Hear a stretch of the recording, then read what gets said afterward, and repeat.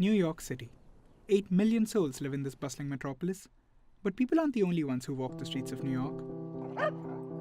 And for the 1.1 million pets that call the city home, there's a whole group of businesses that call them something else: customers.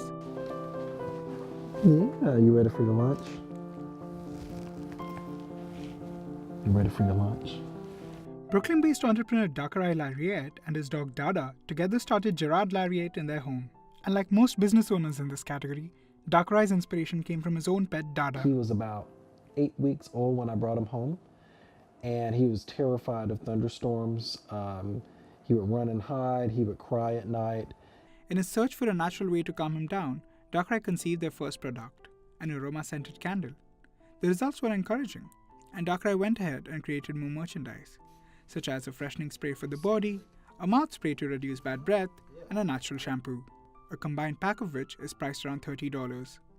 A one-man business, most of Gerard Lariat's sales are online, and for the special international orders, Dakarai packs and ships them himself. But is the business truly viable?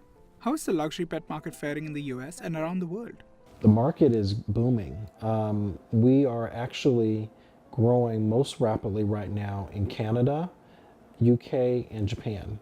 So we really focused on the US for the last 3 to 4 years, and now that we're in a position to support the shipping and all of the legal paperwork to get our products exported, we're looking outside of the United States. So we see the sky as a limit in terms of the growth for this particular product category. With growing sales, Dakarai hopes to make the shift to running the company full-time soon. But he won't be doing it alone though. His opinion is very important. But what's the point in your dog looking their best if they can't go out with you? Most businesses in New York aren't pet-friendly, so the pets are often left locked up at home.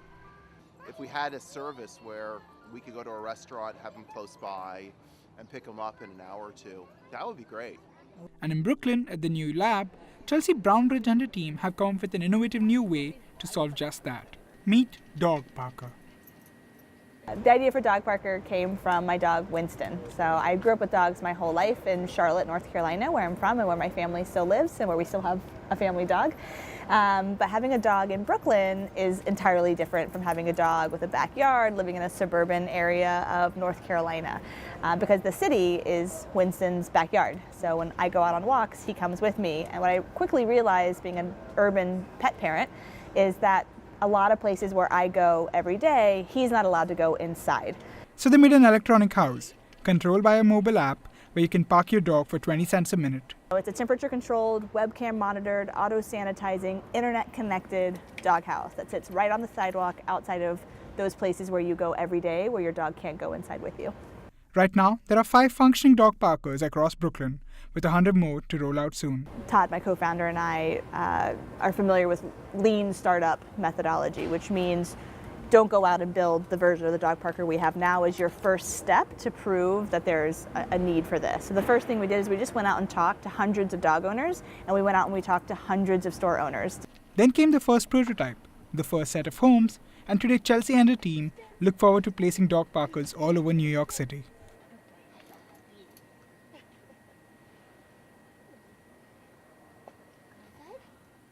These are just 2 of the 40-odd startups that have come up in New York in the past 5 years. And with a $60 billion market, it looks like these businesses will always have customers, both 2-legged and 4.